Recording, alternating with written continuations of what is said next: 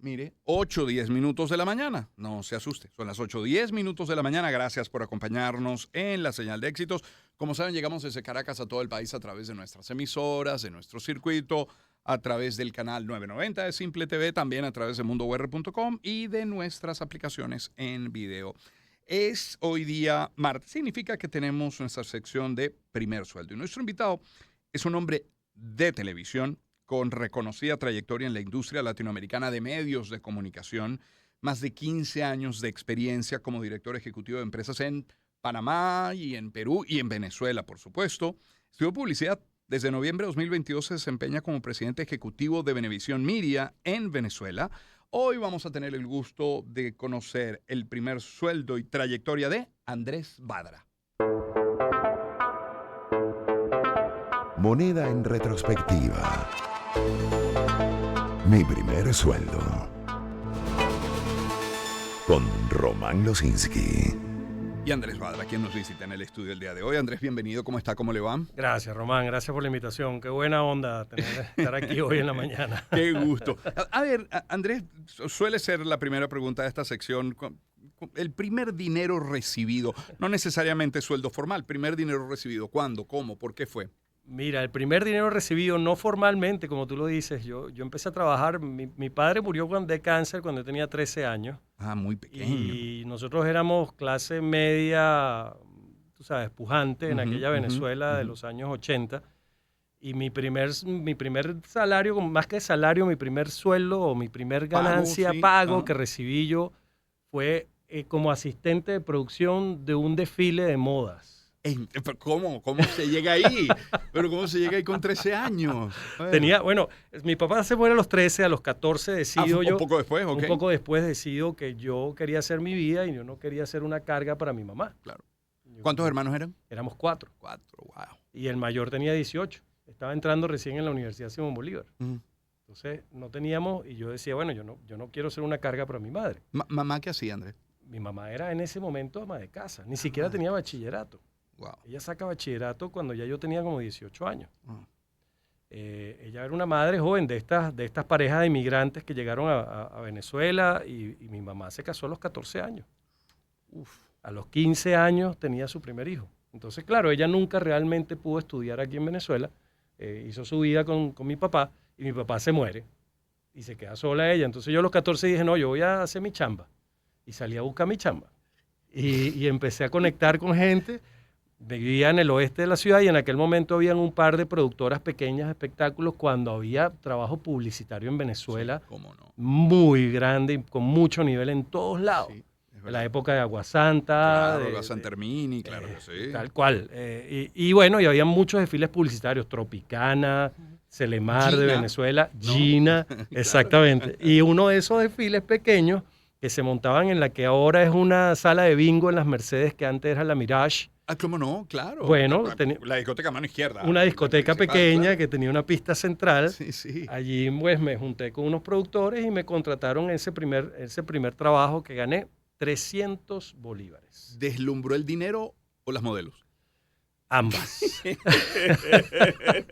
Claro, porque con esa edad, bueno, lógicamente, ¿no? Ambas, y eso me llevó justamente a trabajar con mayor, porque bueno, quería estar con las modelos. Y luego, ¿qué hizo con ese primer pago, que no salario, pago? Bueno, mira, en ese primer salario pago, de alguna manera se lo entregué a mi mamá pensando que era parte de lo que yo ponía en la casa. Mi mamá, por supuesto, no aceptó que se lo dieron, no lo quiso. Me dijo, eso es para ti. Y como yo había, después de la muerte de mi padre, había agarrado digamos, de alguna manera, un amor por el cine. Antes no teníamos esa televisión por cable, el streaming, sí, claro, que tenemos hoy día. Teníamos 4 canales. Teníamos 4 canales, más nada, ni siquiera existía el Omnivisión Canal 12. Ni hablar, ni mucho siquiera, menos una antena parabólica. Ni siquiera. Entonces, claro, el único entretenimiento era el cine. Sí. Y desarrollé un amor por el cine y ese dinero me lo gastaba yendo al cine. Iba al cine. Yo llegué a ver 250 películas por año. Me iba a cualquier lado de Caracas. Prácticamente una al día, casi Casi, una. casi. Yo llegué a los 16 años, que fue el año en que más películas vi y que fue lo que me abrió las puertas al mundo de la televisión, justamente. Llegué a ver 250 películas. Yo hoy día, te puedo decir con toda tranquilidad, a los 15 años tenía, y llevaba un diario, ¿ah? Un diario donde anotaba cada película que veía, con una crítica, con la dirección de fotografía, los actores, los directores, y iba llevando todo mi diario. Ese diario existe. Debe estar en algún cajón. Debe estar. Debe existir en algún cajón. Le ponía 4 estrellas, 3 estrellas, 5 estrellas. Pero incluso llegaba a en qué cine la vi, cuánto costó la entrada. Sí, a ese nivel de llegaba a detalle. ese nivel, una página para cada película. Y era una agenda anual.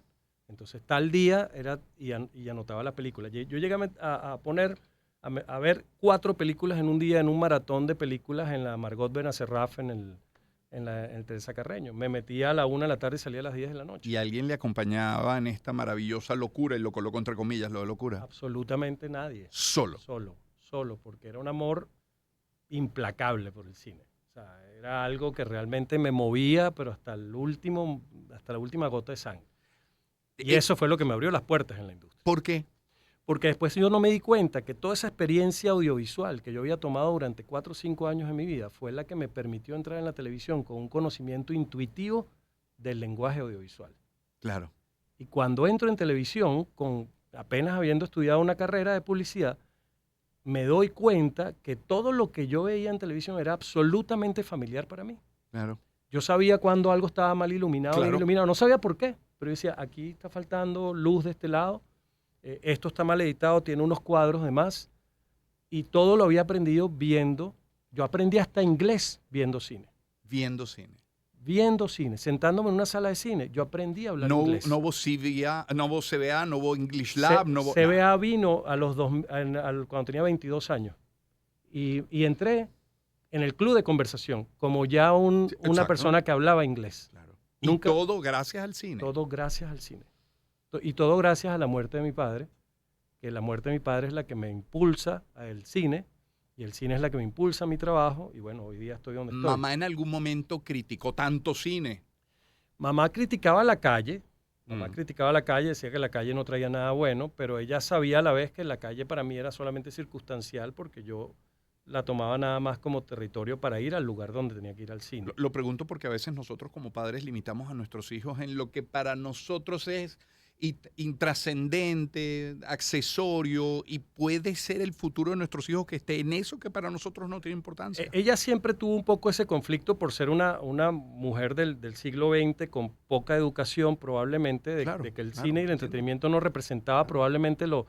de hecho, yo a los 16 años termino graduado de bachillerato y ella es la que me consigue el examen de la Facultad de Arquitectura en la Universidad Central y entro a estudiar arquitectura nunca sabiendo que quería estudiar arquitectura. De hecho, casi no termino graduándome por los problemas que tuvo la Universidad Central en aquel tiempo, pero terminé la carrera, pero no pude terminar graduándome. Sí. Y yo estudié una carrera simplemente porque mi mamá pensaba que esa era la carrera que yo tenía que estudiar. Yo vine estudiando publicidad y estudiando negocios y después con conciencia de lo que yo quería hacer, pero realmente mi carrera fue la que mi mamá me dijo, estudia.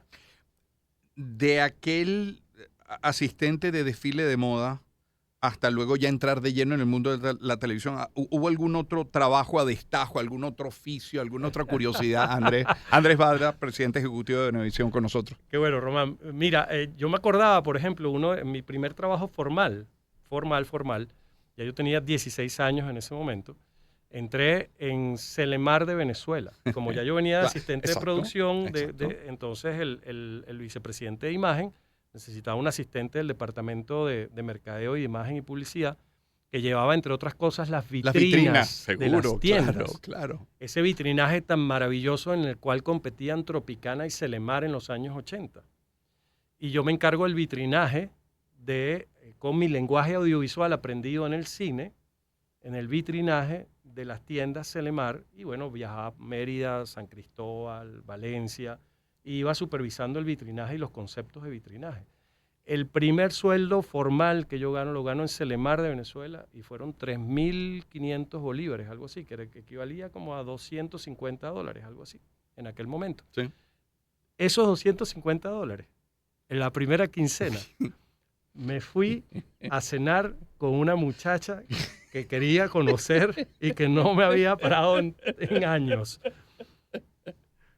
Esa cena la llevé a uno de los restaurantes más caros de Caracas, en La Castellana. Esa primera quincena, que eran como 1.500 bolívares, cuando llega la cuenta, después de haber terminado de cenar, la cuenta era 1.200 bolívares. Uy. Saco mi chequera del Banco Consolidado y Qué buena rayo un historia. cheque de 1.200 bolívares con un orgullo Claro. de que esa muchacha que yo quería conocer la había sacado a cenar con mi propio salario. Sí. El punto es que al final nunca me paró. Pero no se perdieron, se invirtieron esos 1.200, a lo mejor no en la mejor acción. Pero definitivamente me sirvieron de mucho para saber después dónde no invertirlos más adelante. Andrés, cuando hoy visita, por ejemplo, la Quinta Avenida de Nueva York, ya con toda esta historia, con toda esta trayectoria en la televisión, y ve esas vitrinas de la Quinta Avenida, ¿qué piensa, qué ve, qué siente?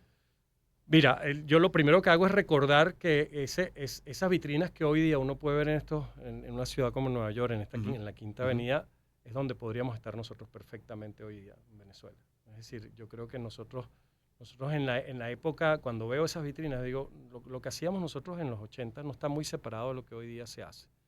Y perfectamente nosotros podríamos tener ese, por decirlo, primer mundo del vitrinaje en tiendas por departamentos, Sí. sin ningún problema en una ciudad que estuviese por supuesto, en una situación diferente de desarrollo. Y lo recuerdo con cierto cariño y además nunca puedo dejar de ver una vitrina o un programa de televisión o una película sin estar trabajando. Sí, claro. Me lo Entonces, imagino. donde todo el mundo disfruta viendo la vitrina, mira qué lindo, yo digo, oye, pero esta luz que está aquí está apuntando a este globo, creo que este globo está mal iluminado de esta manera, pudiera a lo mejor este globo moverse de esta forma. Todo el día, todo el tiempo estoy trabajando audiovisualmente. Andrés Badra con nosotros, presidente ejecutivo de Venevisión. Un canal como una radio, un medio de comunicación cualquiera, la prensa escrita cuando la vía, vende digamos, publicidad, espacios publicitarios para productos y servicios, para sus patrocinantes. Pero la verdad es que el canal debe venderse a sí mismo también. Un canal se vende. ¿Qué vende hoy Venevisión? ¿Cuál es su fortaleza? Mira, la mayor fortaleza que puede ofrecer Venevisión hoy día es que es una cartera de soluciones de mercadeo, no es un canal de televisión. Para nosotros dejó de existir Venevisión como canal de televisión. ¿Y pasó a ser qué? Y pasó a ser un conglomerado de soluciones de mercadeo para las personas. Es decir, para cualquier reto de mercadeo, Venevisión debe tener una solución para ti. No importa, involucre o no directamente o indirectamente la televisión, Venevisión debería poder solucionar tu problema de mercadeo, porque tenemos una multiplataforma que probablemente muy pocos, probablemente como Unión Radio, lo pueda tener, muy pocos en Venezuela lo pueden ofrecer. Entonces creemos que eso es una ventaja competitiva que va mucho más allá que tener un canal de televisión. Andrés, Venevisión ha jugado un papel muy importante en el proceso electoral venezolano 2024, ¿cómo no reconocerlo? Fue fundamental en términos de difusión de información. ¿Qué logró eso en el personal de la planta, en la audiencia, en otros medios incluso? Mira, nosotros estamos muy orgullosos, y lo decimos además verdaderamente con el pecho, tú sabes, bien brotado, ¿no? Sacando pecho como es debido. Muy orgullosos de que en 2 meses logramos que Venezuela fuera a las urnas a votar. Nosotros fuimos el único medio de comunicación en Venezuela que durante más de 65 días rotó una campaña sin precedentes por todos los medios, por todas las plataformas y puntos de contacto de Venevisión, invitando a las personas a votar, diciéndoles el voto es seguro y es secreto. Y creemos fielmente que parte de lo que ocurrió el día 28 de julio es un reflejo de esa campaña, de que le dijimos al venezolano vuelvan a las urnas a votar, tienen que votar. El futuro lo deciden ustedes, no lo deciden otros, y lo deciden votando. Talentos, personal de la planta, personal de la calle, interior del país. Toda la campaña que hicimos con contenidos audiovisuales invitando a la gente a votar en Venezuela, creemos que hizo una gran diferencia ese día y desde las 7 de la mañana habían colas enormes en los centros de votación para elegir su futuro. Es Andrés Badra quien nos acompaña, presidente ejecutivo de Venevisión. Andrés, ¿Qué quiere ser Venevisión? No lo que es ya, es un hecho, lo sabemos. ¿Qué es lo que quiere ser? Porque los medios, porque la tecnología, porque el mundo, porque la televisión avanzan, evolucionan. ¿A qué quiere ser Venevisión? Venevisión quiere ser parte de la vida de los venezolanos, aunque sea 10 minutos al día. Lo que quiera que eso signifique. Mm. No importa donde tú estés, qué estés haciendo, qué quieras hacer, cuál sea tu vida, cuáles sean tus deseos, cuál sea tu realidad. Nosotros queremos ser parte de tu vida, aunque sea unos minutos. En tu teléfono, en tu PC, en tu laptop, en televisión abierta, en tu podcast, donde quiera que tú pases tu tiempo en contenido audiovisual, nosotros queremos tener una porción de ese tiempo audiovisual que tú inviertes diariamente en tu vida. Televisión por streaming hoy día en el mundo no es que sea tendencia, no es que es moda, es que es una obligación. Esto es absolutamente obligado. Nosotros tenemos hoy día nuestra señal en nuestro aplicativo Venevisión Play en vivo y tenemos 6 Fast Channels allí también rotando en vivo, que es televisión en streaming. Y la gente quieres ver noticias nada más y entras en el app y vas a ver un canal de noticias con los noticieros que van yendo uno tras otro. Y quieres recordar programas de humor y reírte de los programas de Chéverísimo y tal. Y vuelves para atrás y vas a ver un canal de televisión de puros programas de humor, sketches tras sketches tras sketches. La televisión en streaming no es opcional, es una obligación de nosotros. Ya hoy por hoy la tenemos y ahora lo que nos toca es ver cómo la desarrollamos y la convertimos verdaderamente en esa parte protagónica del venezolano todos los días. ¿Se ha preguntado alguna vez qué estaría diciendo o haciendo don Diego Cisneros hoy si estuviera al frente de Venevisión? Yo creo que probablemente ahorita estuviera pensando en cuál es el rol y el futuro que debería jugar Venevisión en esta nueva Venezuela. ¿Qué debiera estar haciendo Venevisión que hoy día no está haciendo? Y eso me lo pregunto yo todos los días. Cada vez que lo pienso, pregunto, ¿qué deberíamos estar haciendo y que hoy no estamos haciendo? ¿Y qué deberíamos dejar de hacer que hoy día creemos que debemos hacer? También. Y sé que es un compromiso, pero quiero saber cómo califica el trabajo de su hija, me refiero a Adriana Cisneros. Mira, Adriana, y tú lo has dicho, sin compromiso alguno, porque la verdad es que el match de Adriana como CEO del grupo y yo cuando la conocí personalmente, que ya yo la conocía a través de los Emmys en Nueva York, pero porque ella estaba también como director de la Academia Internacional de los Emmys, igual como yo estaba desde Perú en los Emmys, pero cuando nos conocimos aquí en Venezuela en el proceso de búsqueda de la transformación de Venevisión, fue un match hecho en el cielo prácticamente. Adriana prácticamente conversó conmigo 15 minutos y para Adriana había algo muy importante. Yo necesito un venezolano que quiera estar en Venezuela y que quiera desarrollar Venezuela. Y eso es lo que yo represento para ella en este momento. Andrés Badra es el presidente ejecutivo de Venevisión Media. Andrés, su mamá, ¿está viva? Murió y con esta anécdota puedo cerrarte perfectamente. Yo llegué en diciembre del año 2021, el día 21 de diciembre del año 2021. Regresé a mi país, a mi casa. Y mi mamá ya estaba enferma con una ACV, prácticamente inmóvil en una cama. Yo la voy a visitar el día 24 de diciembre. Ya yo tenía 3 años sin verla. La abrazo y le digo, mamá, tranquila, todo está bien. No te preocupes. Ella, por supuesto, casi vegetal, todo está bien, no te preocupes, ve tranquila. Eso fue el 24 de diciembre, el día 5 de enero murió.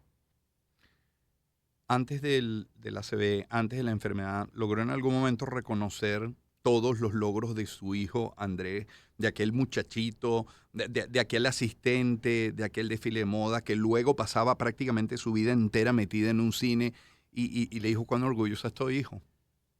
No lo llegó a verbalizar de esa manera, pero sí te puedo decir que de muchas formas mi mamá reconoció entre sus 4 hermanos, lamentablemente siempre hay un favorito.